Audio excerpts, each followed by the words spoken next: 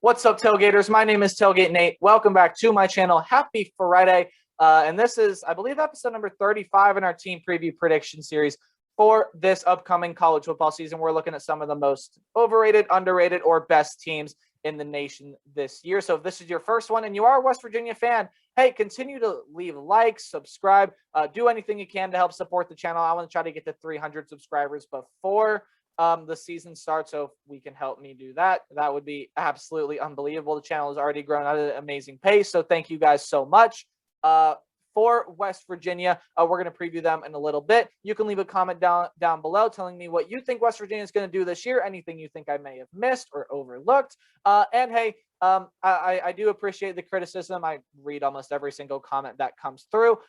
Just be mindful of what you say and be nice to people down there in my comment section, please. And without further ado, let's talk about West Virginia in 2021. And this is a team last year that I don't necessarily want to say they were inconsistent, but I feel like at times this team could have played a lot better football. Now, when you look on the defensive side of the ball, man, this was a really, really good team. When you look on the defensive side, statistically, analytically, however you want to put it, they were one of, if not the best in the Big 12, and one of, if not the best, well, definitely not the best in the nation, but one of, one of the more underrated defenses in the entire nation as well. So in this defense, I feel like should still be able to do somewhat of that. Now, when we take a look at the losses that West Virginia has, I feel like that defense, if anything, is going to take a small step back. Maybe more, but at very minimum, a small step back just because of the production that they're losing. But we're going to start with the production on the offensive side. Austin Kendall gone. He was the backup quarterback to Jarrett Doge.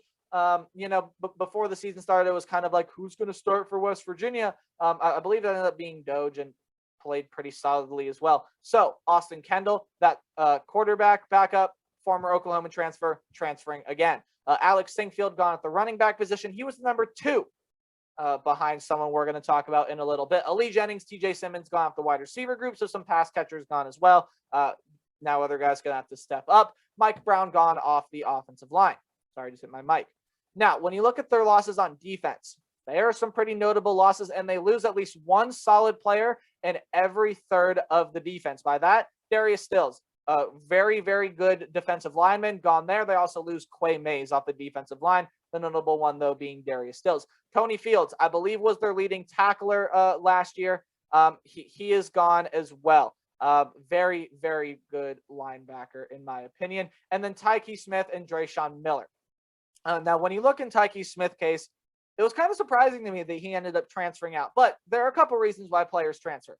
Either you want to go win a national title, you're not going to get playing time, or you want to be closer to friends, family, and then there's just other fourth options that really don't make a lot of sense. In his case, it was, I believe, the first thing I said. He wants to go win a national title. Sounds like the reason why he transferred over to Georgia. I think he can be a really solid player at Georgia. I really do. He's going to be an exciting player to watch with the Bulldogs this year. But hey, it's not about what you lost. It is about what you have. Well, here's what they have. And their offense, I think, is only going to continue to get better this year. Jarrett Doge is at quarterback. And I just think Jarrett Doge has to take that next step. If he can take that next step, this West Virginia team can end up being really, really good, because Letty Brown is a fantastic running back. Never heard of Letty Brown? Well, get to know the name. He could end up being a breakout candidate this year for the running back position. Don't mean to pat myself on the back, but I did call Breece Hall's breakout season last year. I said, watch out for this guy. He can be a 1,000-yard rusher, possibly the leading rusher in America. And, well, he did both of those things. So for Letty Brown, I mean, he easily could be that guy this year. Will I have him on my top 10 plus 6 honorable mention list tomorrow on Saturday? You're going to have to find out, West Virginia fans. Winston Wright, Bryce Ford Wheaton, along with some other names at wide receiver you could have coming back, along with Mike O'Loughlin coming back at the tight end position. Now, Doug Nestor. I have to address Doug Nestor as well. I'm not quite sure what I was thinking. I was probably thinking I meant to put Doug Nestor in the players leaving category of Virginia Tech, or maybe I meant to put him in the players coming back here. I don't quite know what I was thinking there, because I'd known he transferred over here because I just made the West Virginia slide before. So it probably was just a mistake that I got caught out. So again, sorry about that. I really have no idea what happened there. But Also just a mistake that slipped on me while I was recording the video. But Doug Nestor coming in should either replace Mike Brown or fill a slot on that offensive line. And then on the defensive side, hey, some leaders from last year's defense that are coming back: Jared Bartlett, Lance Dixon, Josh Chandler.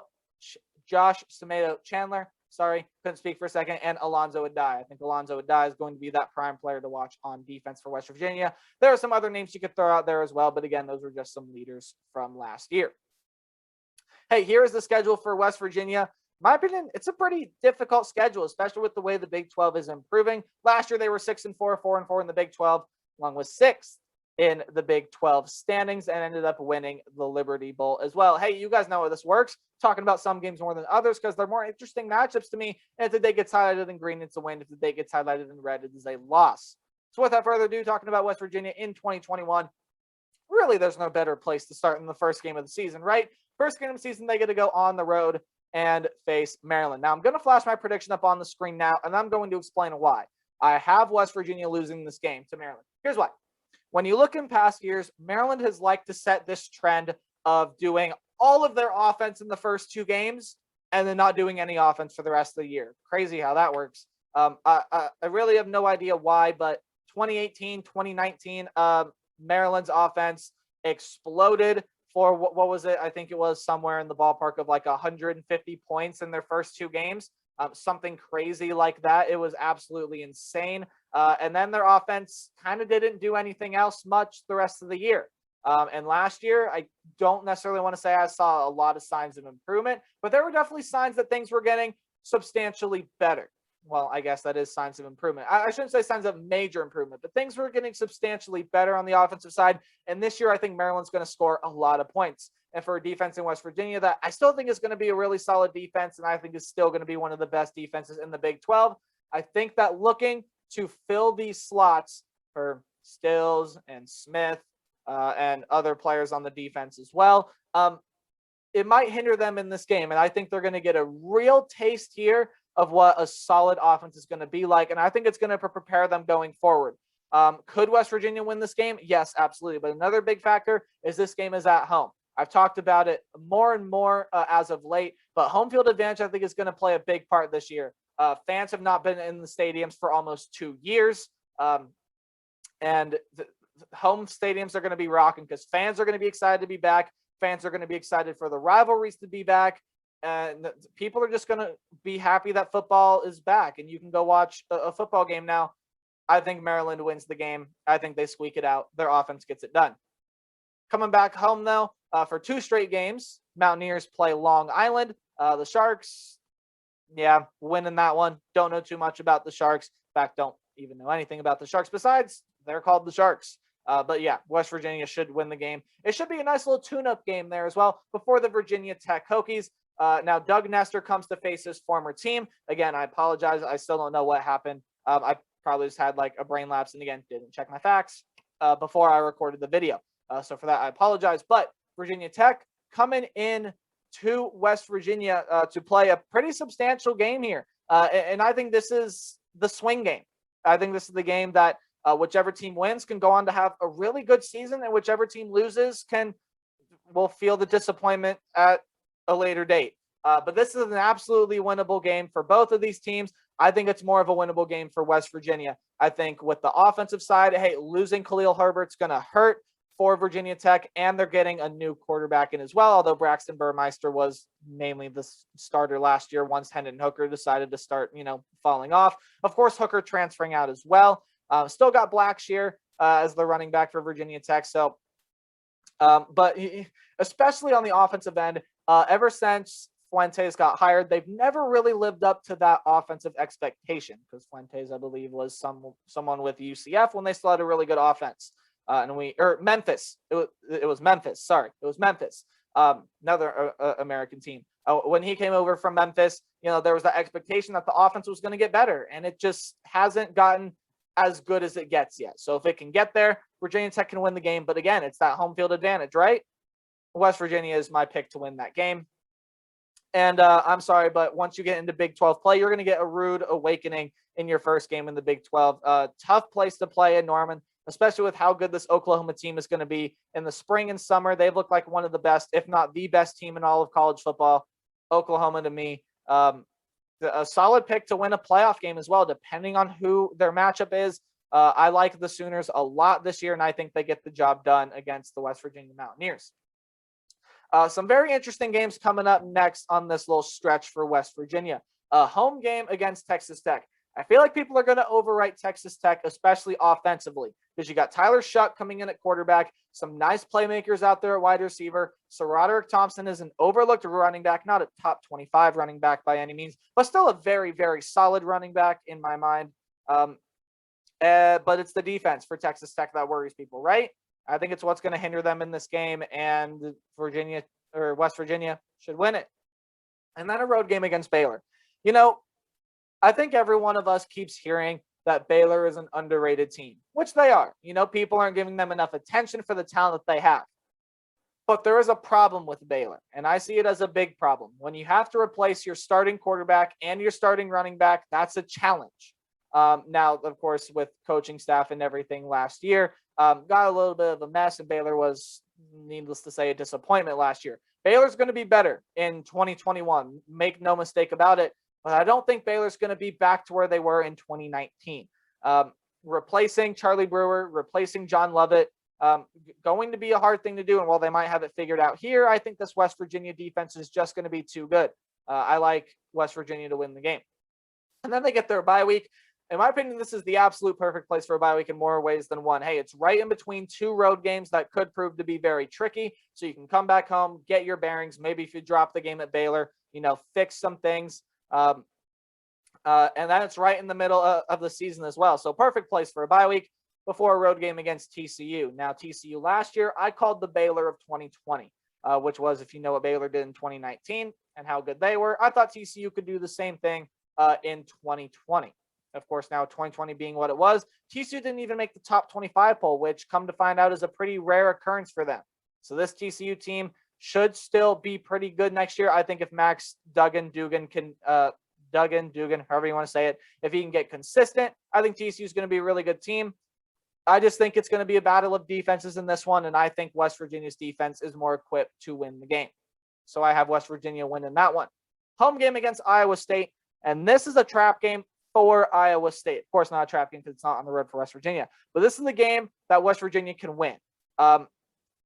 Iowa State, as good as they may be this year, they're still Iowa State, and they've had troubles with teams that they really should be able to beat in years past, especially last year. I shouldn't say in years past, it should be especially last year. But this year, I just think Iowa State is going to be too good. So I have West Virginia with a loss in this one. When you look at the offense for Iowa State, just unbelievable. Brock Purdy coming back at quarterback, the best running back in the nation in Breece Hall. And then you got lots of other players surrounding the offense as well. The best group of tight ends, Aiden Hutchinson at wide receiver, some other guys coming back at that position as well, along with still a much improved defense. I think Iowa State's just going to prove to be too much for the Mountaineers. And then a home game here against Oklahoma State. I'm flashing red up on the screen, and you're going to understand why in a second. I'll talk about it when we get to Texas. Yeah, you can probably imagine what I'm going to do with Texas now as well. But it is a home game for West Virginia, and Oklahoma State has Spencer Sanders back at quarterback. Now, everyone's going to point to Chuba Hubbard's leaving, Tylan Wallace is leaving, and Tevin Jenkins is leaving. This offense is not going to be as good. I have a feeling this offense is still going to be fine. They still have running backs back there that won't replace Chuba Hubbard by any means. But they will definitely still be solid options back there. Wide receivers, they still have some solid playmakers. They also have solid playmakers on the defensive side. I think Oklahoma State barely squeaks out this win here. And then you go on the road to play Kansas State. Deuce Vaughn is a name that you do get to know, and we will be talking about him tomorrow in my top 10 running back list. But where does he fall? Again, you're going to have to find out. But Kansas State as a whole, not that great. I believe returning quarterback Skylar Thompson, as a whole, some great individual performers. As a whole, they're not that good of a team. Now we get to the game against Texas. Green is on the screen because I think when you look at the games against Oklahoma State and Texas, I think they split those games. I think they go 1-1 in those games. Yeah, I could see you going 2-0. You have both of the games at home. But in my mind, the most likely thing is that both of those games you get flipped. I mean, you can flip those, but I think you win one, lose one out of those 2 games for West Virginia. Texas, the team that, again, has Bijan Robinson coming in at running back. Still got to kind of figure out who their quarterback is, whether that be Hudson Card or Thompson. I haven't read anything on that in a long time, but Texas should be a solid team, a solid offensive team. But again, that's where the defense for West Virginia comes in. So I think Texas the more likely one than Oklahoma State. Again, I think you split those 2. And then, of course, you are beating Kansas. There's no doubt about that. So with that, 4 games are highlighted in red. And that means I have the Mountaineers going 8-4 this year. And I feel like that's a pretty solid record for West Virginia. I do expect this defense to take at minimal, a tiny step back. I don't think they're going to be right where they were last year on top of the Big 12 and possibly in, top 25 in the nation. And my best case scenario for them is 10-2. And I think if they can really get clicking, Maryland's a winnable game. Oklahoma State is a winnable game. Every game on the schedule, I think, is winnable, except that Oklahoma game. I don't know how much success they're going to have in that one. And Iowa State, I just like the Cyclones too much to see them winning that one. But 5-7, hey, if the wheels really fall off, I think that is the absolute floor for this team. So there you go. That is my preview prediction for the West Virginia Mountaineers in 2021. Let me know what you guys think down in the comment section below. Tomorrow, we're going to be doing our top 10 running back list. And then on Sunday, we're going to be doing power rankings for the Big 10 Conference. Our next preview prediction on Monday, though, will be the Nebraska Cornhuskers. Can Scott Frost finally make a bowl game? Stay tuned on Monday. Again, tomorrow, top 10 running backs. Remember to play hard and tailgate harder. See y'all this weekend. Goodbye.